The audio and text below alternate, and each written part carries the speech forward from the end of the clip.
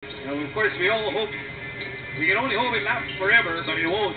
Meron pa tayo 5 and 15 remaining dito sa third quarter, and Marcus Dauphin will miss. Talagang one shot at a time lang for Smart Gilang. Well, especially kung si Marcus Dauphin ang tumitira sa labas, he's not in position to get the possible offensive rebound. At kanina nag-time out si Coach Raiko Toroman.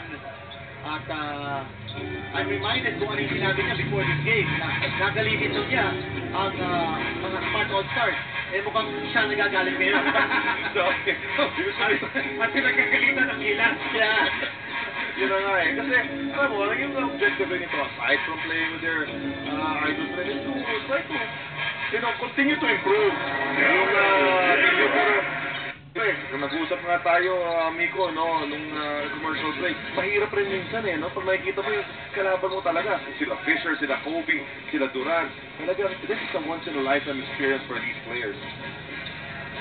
And now it's a 21-point ball game. Jimmy Alapag pinasa kay Chris Chu. Chris Chu shooting well here in the third, pero missed that time again. No offensive rebound para sa Gilas. James Harden joined by Derek Fisher, Kevin Durant, Tyreek Evans, at si Derek Williams.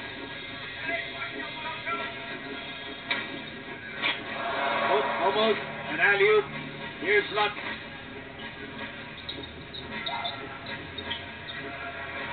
Right over. Jimmy, for three!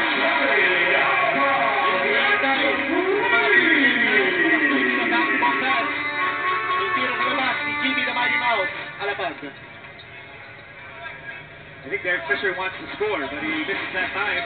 Rebound para, rebound Dauphin. Binigay ni Jimmy. 71-53. Gilas nag-ahabol pa rin. Jimmy has the ball. Pinasa, Chris Chu, wide open. No! And no good effort para Kelly Williams. Bago shot clock. Here's Jimmy. Jimmy for three. Oh, wala pa rin! Wala pa rin!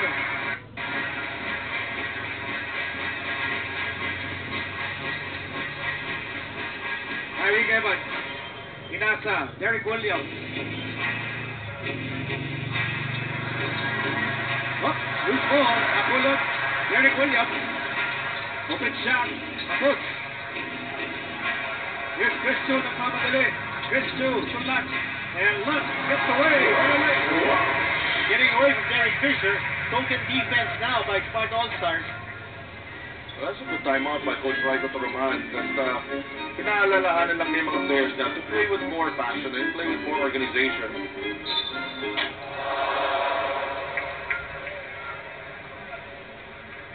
Well, sometimes passion and organization gives way to discombobulation. Ang Maynila 3-point shot mula kay Jimmy Alapag. Timeout po ang Smart All-Stars dito. 2:34 remaining. So third quarter, Smart All-Stars naman, 71-55.